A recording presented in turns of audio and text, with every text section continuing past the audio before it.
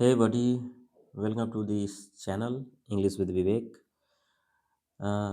आज हम लोग हिस्ट्री का अगला पार्ट पढ़ रहे हैं। इस पार्ट का नाम है idea of spreading revolution in Europe.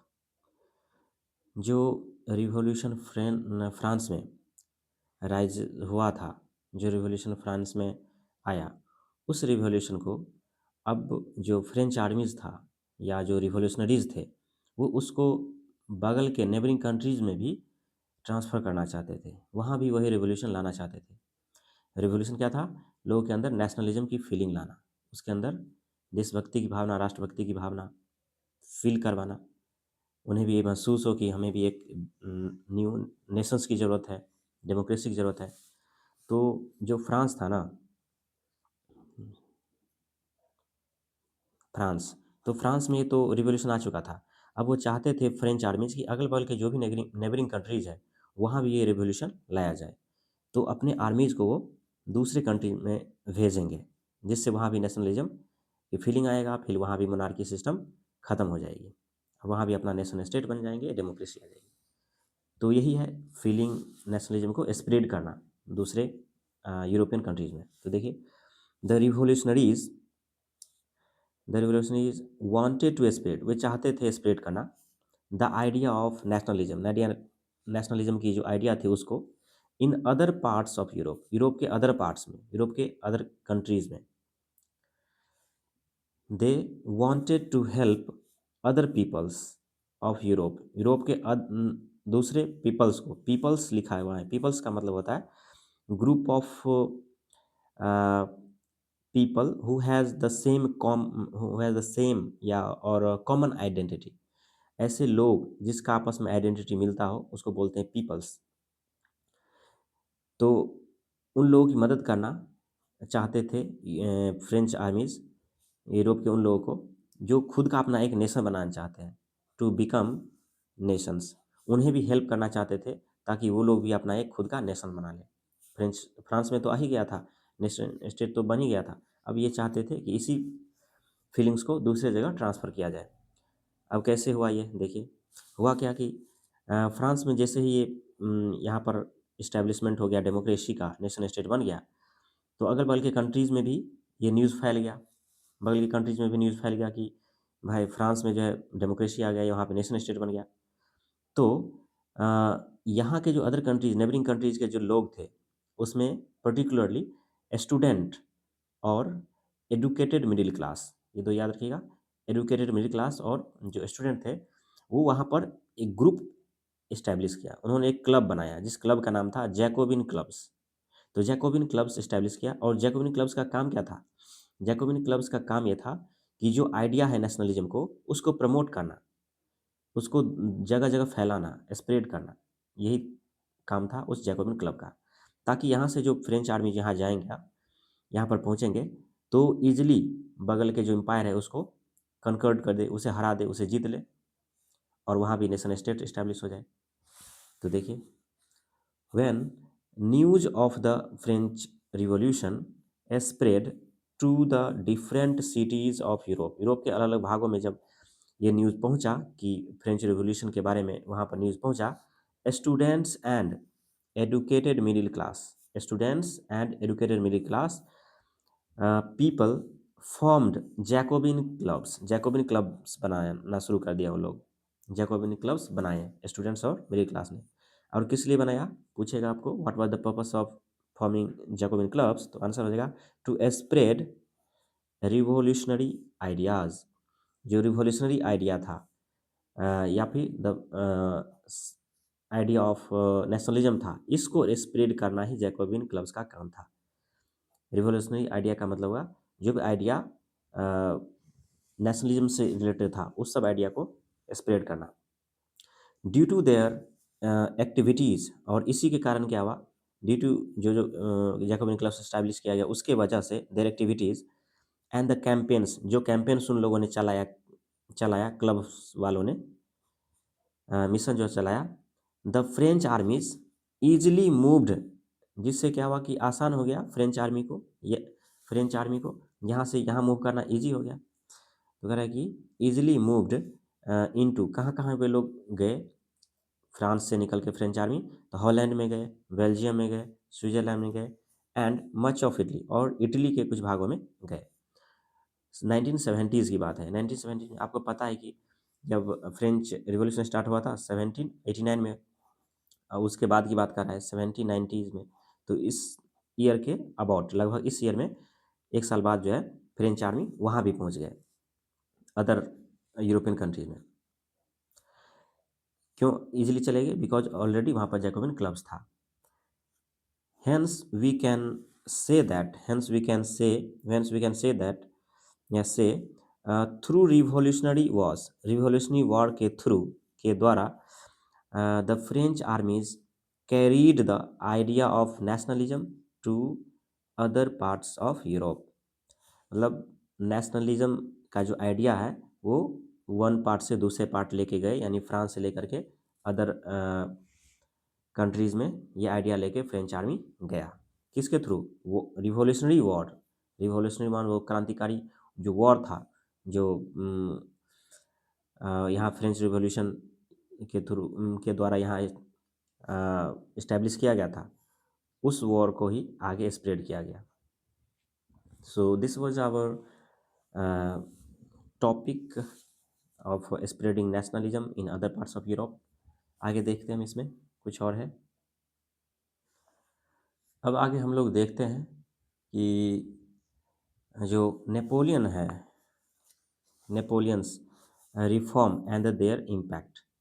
मतलब अब जब पूरे फ्रांस और उसके नेबरिंग कंट्री को कनकर कर लिया, जीत लिया, ये फ्रांस है उसके नेबरिंग कंट्री जो भी था उस सबको अपने में मिला लिया, तो वहाँ कौन-कौन से इम्प्रूवमेंट, अब ये पूरे फ्रांस का एम्पायर हो गया, पार्ट हो गया और इस पे नेपोलियन अब रूल करेगा। तो अब वहाँ पर नेपोलियन कुछ इम्प्रूवमेंट्स लाते हैं जो कि काफ़ी यूज़फुल इम्प्रूवमेंट्स माने जाते हैं। तो वो क्या-क्या इम्प्रूवमेंट्स लाया और कौन-कौन से रिफॉर्म्स किया, वही हम आगे पढ़ेंगे। Napoleon's reforms and there impact, उन रिफॉर्म्स का क्या इम्पैक्ट पड़ा ये भी पढ़ना है। लिखा है Napoleon started introducing many of the reforms, बहुत सारे रिफॉर्म्स उन्होंने इंट्रोड्यूस किया, लाया in his area of control, जहाँ-जहाँ उनका कंट्रोल था जिस एरिया पे, वहाँ पर उन्होंने बहुत सारे चेंजेस इंट्रोड्यूस किए, क्योंकि मोनार्की सिस्टम खत्म हो गया, अब वो नया चेंजेस ला रहे हैं। Which he had already introduced in France, और ये जो रिफॉर्म है उसने पहले फ्रांस में अप्लाई किया, वहाँ इंट्रोड्यूस किया, उसके बाद अदर कंट्रीज़ में इसको इंट्रोड्यूस करेगा वो। इन द एडमिनिस्ट्रेटिव फील्ड का मतलब हुआ सैनिक विभाग में या फिर जो शासन है वो कैसे चलेगी, इसके फील्ड में उन्होंने बहुत बड़े इंप्रूवमेंट्स लाए। ही हैड इनकॉर्पोरेटेड मतलब हो गया applied, he had incorporated important principles in order to make the whole system more rational and efficient। करे कि वो एडमिनिस्ट्रेटिव फील्ड को बहुत ज़्यादा स्ट्रॉन्ग बनाया था। Napoleon is mainly known for his administrative field में, यानी जो वहाँ की प्रशासन है, वहाँ की जो शासन व्यवस्था है किस ढंग से चलेगी, किस रूल पे चलेगा, उसको उन्होंने बहुत ज़्यादा स्ट्रेंथन किया था, इसलिए खासकर जाना जाता है। करे बहुत सारे प्रिंसिपल उन्होंने इंट्रोड्यूस किए, किस लिए किए? टू मेक होल सिस्टम, पूरा जो सिस्टम था ना पूरा यूरोप का, उस सिस्टम को मोर रैशनल, उसको और ज़्यादा लॉजिकल बनाने के लिए। लॉजिकल मतलब होगा हाँ, ये रूल है उसका कोई लॉजिक है, ये इसलिए। ये नहीं कि अब राजा के ख़ानदान में पैदा हो गए तो हम भी राजा बन जाएँगे, तो उसमें तो कोई लॉजिक नहीं है। मतलब जो रूल्स बनाए गए वो लॉजिकल बनाया गया, जो एक्चुअली में हम लोग के यहाँ जो रूल है वैसा रूल बनाया गया। और एफिशिएंट, और इतना ज़्यादा अच्छा बनाया ताकि वो काफ़ी इफ़ेक्टिव था लोगों के लिए, वो काफ़ी इफ़ेक्टिव रहा। सच एज़ मतलब कौन से रूल बनाए, तो एक रूल यहाँ पर आता है द सिविल कोड ऑफ 1804, ये काफ़ी फेमस रूल है। द सिविल कोड ऑफ 1804, उन्होंने एक रूल बनाया 1804 में, 1804 ईस्वी में, जब वो फ्रांस वो पूरे एम्पायर का जो है हेड बन गया तब। वो जो वो जो आपको रिफॉर्म्स था वो था एडमिनिस्ट्रेटिव रिफॉर्म्स, एडमिनिस्ट्रेटिव के फील्ड में। तो देखिए उन्होंने क्या किया, एक रूल लाया, कानून बनाया, ये 1804 का को। इसमें क्या बताया गया, it was introduced by Napoleon, चूंकि यह नेपोलियन लाया था। That is why it is also called Napoleonic code. इसे नेपोलियनिक कोड के नाम से भी जाना जाता है। नेपोलियनिक कोड के नाम से भी जाना जाता है। It's second name is Napoleonic code, या फिर आप डायरेक्ट याद रखिए सिविल कोड ऑफ 1804। अगला है it was in launch in 1804, ये 1804 में लॉन्च किया गया था, ये ध्यान रखना है। ड्यू टू दिस कोड, इस कोड के कारण क्या हुआ, ऑल प्रिविलेज, जो भी प्रिविलेज था, जो भी स्पेशल राइट्स थे, विशेष अधिकार लोगों को मिला था, जिन लोगों को भी मिला था special rights, based on birth, birth के बेस पे वर रिमूव्ड, उसे हटा दिया गया। मतलब ये हुआ कि जन्म से जो व्यक्ति को जो अधिकार मिला हुआ था, वो सब खत्म कर दिया गया। जैसे कि अगर हम किसी बड़े मिनिस्टर के परिवार में पैदा होते हैं, तो मुझे स्पेशल अधिकार होगा, मेरे पास स्पेशल राइट्स होगा कहीं जाने का, घूमने का, या फिर कोई मंत्री बनने का। तो इस तरह के राइट्स को ख़त्म कर दिया वो नेपोलियन, बोला कि नहीं, इससे हम किसी को जज नहीं करेंगे। इस्टेब्लिश्ड इक्वालिटी बिफोर लॉ, और नेपोलियन जब आया तो उसने इक्वालिटी इस्टेब्लिश किया लॉ का, सब लोग के लिए लॉ जो है इक्वल होगा, सेम होगा। अगला gave people the right to property, और इस रूल में 1804 के रूल में उन्होंने ये इंश्योर किया कि जो लोगों के पास जो प्रॉपर्टी है उसका ही प्रॉपर्टी हो, उसे कोई उससे ले ना सके। राइट टू प्रॉपर्टी, पहले मोनार्की सिस्टम था तो कोई भी उसके प्रॉपर्टी को ले सकता था, कोई भी जमींदार ले सकता था, कभी दे दिया कभी ले लिया। तो अब जो उसमें नेपोलियन ने रूल बना दिया कि आपका ही प्रॉपर्टी है, इसे कोई आपसे ले नहीं सकता। तो ये रिफॉर्म्स लाया। उसके बाद है स्प्रेड ऑफ रिफॉर्म्स। ये रिफॉर्म्स जो है फ्रांस में लाया और इसको आगे भी स्प्रेड किया इस रिफॉर्म्स को। तो देखिए कहाँ कहाँ रिफॉर्म किया, कहाँ कहाँ इसको स्प्रेड किया, कहाँ कहाँ फैलाया। Napoleon applied these reforms in, ये रिफॉर्म्स आगे कहाँ अप्लाई किया, देखिए डच रिपब्लिक, ये कंट्री का नाम है, डच रिपब्लिक में अप्लाई किया, स्विट्जरलैंड में अप्लाई किया, इटली और जर्मनी में भी इसे स्प्रेड किया। इसी रिफॉर्म्स को आगे बढ़ाया अपने नेबरिंग कंट्रीज में, फ्रांस के जो नेबरिंग कंट्री था वहाँ पे बढ़ाया इसको। और भी रिफॉर्म्स उन्होंने लाया, जैसे feudal system was abolished, feudal system को ख़त्म कर दिया गया। फ्यूडल सिस्टम में क्या होता था कि कोई बड़े जो लैंड ओनर है, कोई बड़े लैंड ओनर है, मान लीजिए ज़मींदार है, तो उसको क्या करते थे फार्मर्स, कुछ फ़ी देते थे, कुछ टैक्सेस दे दिया करते थे। और इससे क्या करता था, वो जो टैक्सेस होता था ज़मींदार, वो अपने किंग को वहाँ पहुँचाया, आगे उसको पहुँचाया जो भी टैक्स हुआ। तो इस सिस्टम को फ्यूडल सिस्टम कहा गया। फ्यूडल सिस्टम, तो इसको जब नेपोलियन आया तो इसे ख़त्म कर दिया। जो टैक्सेस लिया जाता था किसानों से, फार्मर से, पीजेंट से, वो सिस्टम को उन्होंने, फ्यूडल सिस्टम को ख़त्म कर दिया। उसके बाद है पीजेंट्स वर फ्रीड, जो किसान थे, पीजेंट्स थे, उसे फ्री कर दिया गया। किस चीज़ से फ्री कर दिया गया, आज़ाद कर दिया गया। सर्फडम, सर्फडम मतलब गया स्लेवरी। जो सर्फ मतलब होता है फार्मर, सर्फ मतलब होता है फार्मर, पीजेंट्स कह रहे कि फार्मर, जो पीजेंट्स हुआ करते थे ना, सर्फडम का मतलब हो गया जो जो बड़े लैंड ओनर हुआ करते थे, उनके पास सारा ज़मीन हुआ करता था। तो वो क्या करते थे लैंड ओनर, थोड़ा सा ज़मीन किसी फार्मर को दे दिया, तो उस फार्मर क्या करते थे, उस ज़मीन पे रहते थे अपना घर बना के, और उसके बदले में फार्मर, जो ज़मींदार था, लैंड ओनर था, बड़े बड़े लैंड ओनर हुआ करते थे, उसके यहाँ काम करते थे, उनके खेतों में काम करते थे। उसके इच्छानुसार काम करना पड़ता था किसानों को।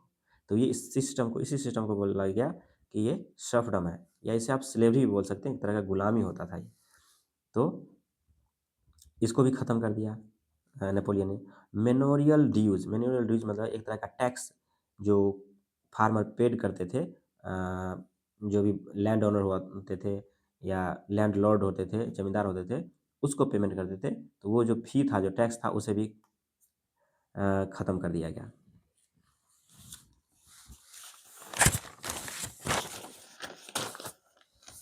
उसके बाद एक और इम्प्रूवमेंट है यहाँ पे, उन्होंने लाया गिल्ड रिस्ट्रिक्शंस इन टाउन्स रिमूव्ड। गिल्ड रिस्ट्रिक्शन को भी नेपोलियन ने हटा दिया, उसके फ्रेंच आर्मी ने हटा दिया। गिल्ड रिस्ट्रिक्शन का मतलब ये हुआ, जो कुछ बिजनेस क्लास पीपल थे जो ट्रेड करते थे, उनका ग्रुप हुआ करता था टाउन में। तो उन पे बहुत सारे रेस्ट्रिक्शन पहले किंग लगा देते थे। जो मोनार्की सिस्टम था उस पे बहुत सारे रेस्ट्रिक्शन लगा देते थे, जिससे वो लोग अच्छे से व्यापार नहीं कर पाते थे, ट्रेड नहीं कर पाते थे। उनके प्रोडक्शन पे भी रेस्ट्रिक्शन लगा देते थे, पाबंदी लगा देते थे। तो इस तरह से अच्छा से बिज़नेस नहीं हो पाता था, बिज़नेसमैन परेशान रहते थे। तो नेपोलियन आया तो उसे गिल्ड रेस्ट्रिक्शन को उसने क्या किया? खारिज कर दिया, उसे हटा दिया, खत्म कर दिया।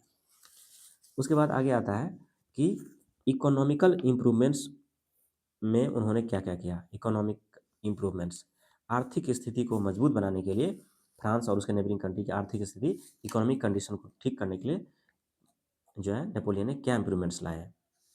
तो देखिए, इकोनॉमिक इम्प्रूवमेंट्स का क्या मतलब है? यहाँ पर पहले मैंने लिखा है, economic freedom means means the freedom to trade. इसका इकोनॉमिक फ्रीडम का मतलब है कि ट्रेड करना। ट्रेड में अगर आपको आज़ादी मिल गया तो वही तो है इकोनॉमिक फ्रीडम। साथ में प्रोड्यूस गुड्स, आप जो भी गुड्स का प्रोडक्शन कर रहे हैं उसमें अगर फ्रीडम है, आप पे कोई पाबंदी नहीं है, तो यही तो है economic freedom. Earn income without unfair restriction, और आप अच्छे से अपना इनकम कमा रहे हैं बिना किसी इंटरफेयर का, अनफेयर रेस्ट्रिक्शन, बिना किसी फालतू के रेस्ट्रिक्शन का अगर आप अपना बिजनेस व्यापार कर रहे हैं, उससे आपका इनकम हो रहा है, तो इसका मतलब है कि आपको इकोनॉमिक फ्रीडम है। टू एंश्योर इकोनॉमिक फ्रीडम, और इसीलिए फ्रेंच आर्मी ने क्या किया? इकोनॉमिक फ्रीडम को बनाए रखने के लिए Napoleon took these steps, Napoleon ने ये स्टेप्स लिया। क्या क्या किया उन्होंने? देखिए, transportation and communication system were improved. सबसे पहले बिजनेस व्यापार करने के लिए कम्युनिकेशन सिस्टम अच्छा होना चाहिए। एक जगह से जो गुड्स है दूसरी जगह इजीली पहुंच जाए, इसलिए रोड रोड अच्छे होने चाहिए। जो कम्युनिकेशन का जो भी मीडियम है वो सब अच्छा होना चाहिए। ट्रांसपोर्टेशन और कम्युनिकेशन को इम्प्रूव किया सबसे पहले।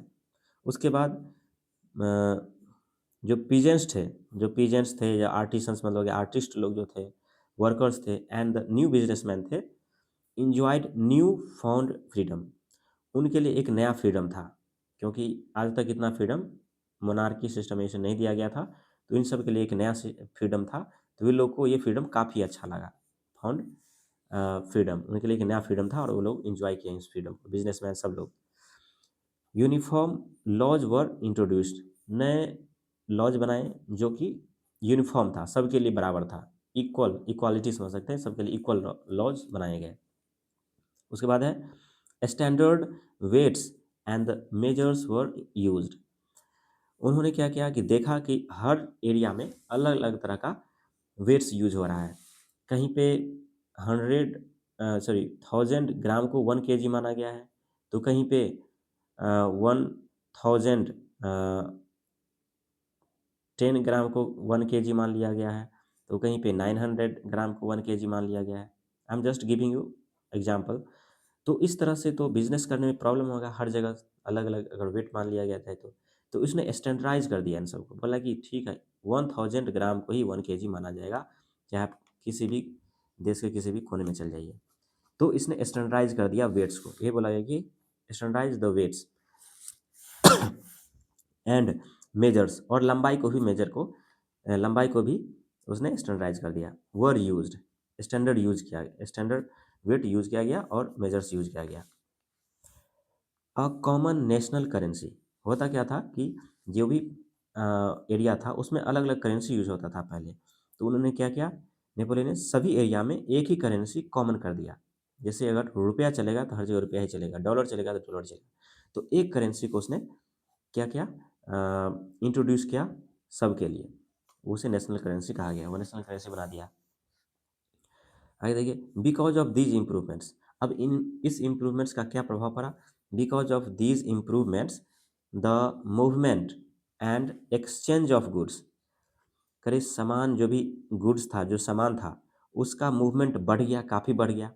एंड एक्सचेंज ऑफ गुड्स, जो सामान था एक जगह से दूसरी जगह ट्रांसपोर्ट होता था। एंड कैपिटल, और जो कि पैसे थे, जो मनी था, करेंसी था, उनका जो एक्सचेंज था वो बहुत आसानी से होने लगा। From one region to another became very easy, उनका एक्सेस काफ़ी आसान हो गया, एक जगह से दूसरे जगह ले जाने में क्योंकि जो सारे रेस्ट्रिक्शंस पहले से लगे थे, नेपोलियन ने सभी रेस्ट्रिक्शन को हटा दिया। इस तरह से जो है इकोनॉमिक इम्प्रूवमेंट्स लाया गया नेपोलियन के द्वारा।